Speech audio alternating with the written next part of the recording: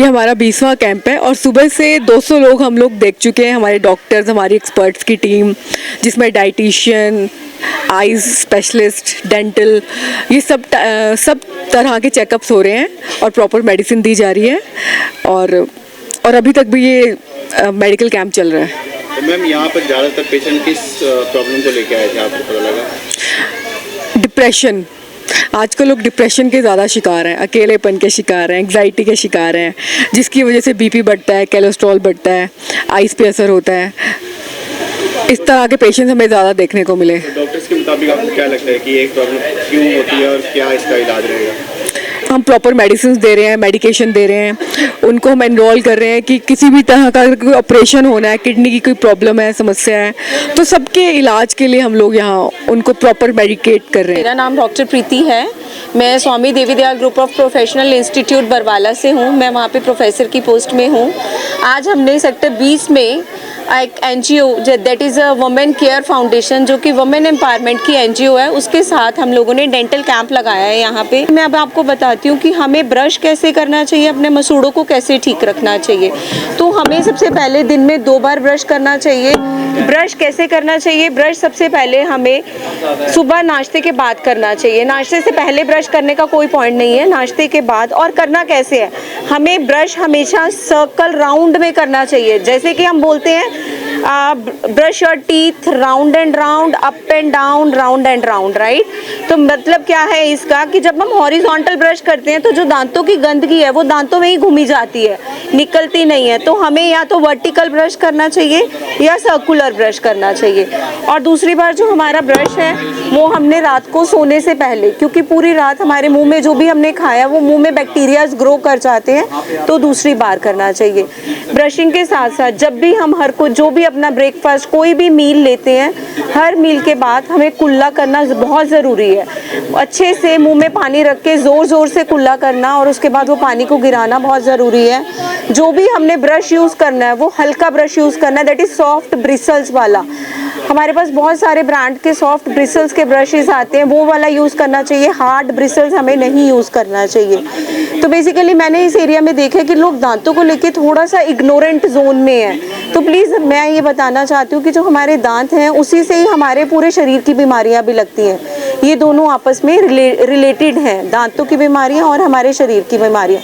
इसलिए प्लीज़ आप अपने दांतों को इग्नोर मत करें, उनका अच्छे से ध्यान रखें। हरवीर जी, ये जो कैंप आज लगा हुआ है वुमेन केयर की तरफ से, इसमें आपने कौन से पेशेंट ज़्यादा देखे?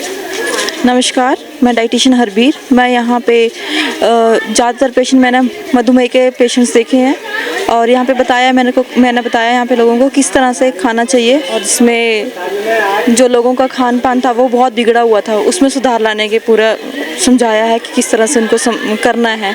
मैं रीना केसरी, वुमेन केयर वालों ने फ्री कैंप लगवाए हैं, मेडिकल कैंप। मैंने अपना चेकअप करवाई हूँ। ऐसा कैंप आगे भी लगना चाहिए ताकि लोगों को भी चेकअप करवाने का मौका मिले, वो अपने हेल्थ के बारे में पता होना चाहिए उन्हें।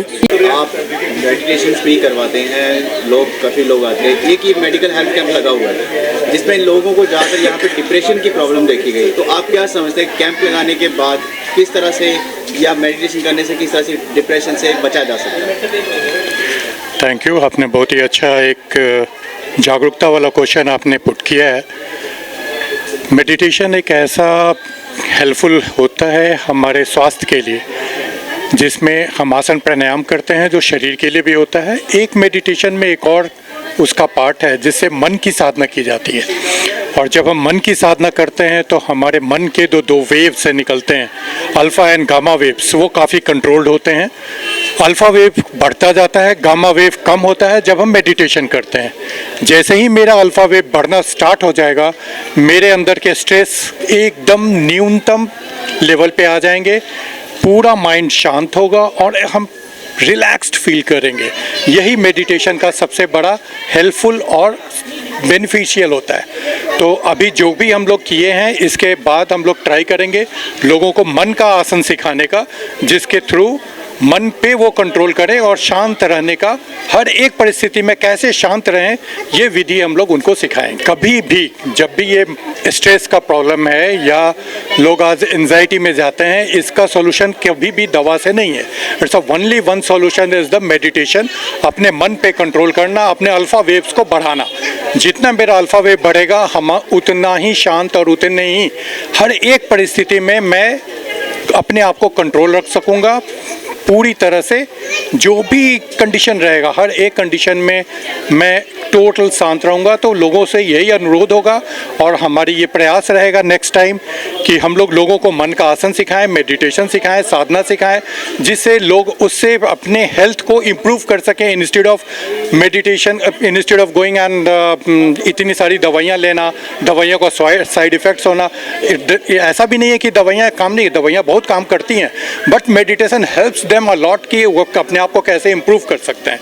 तो next time surely we will be going for this कि हम लोग मेडिटेशन लोगों को सिखाएं, जिससे वो अपना पूरा बेनिफिट उठा सकें।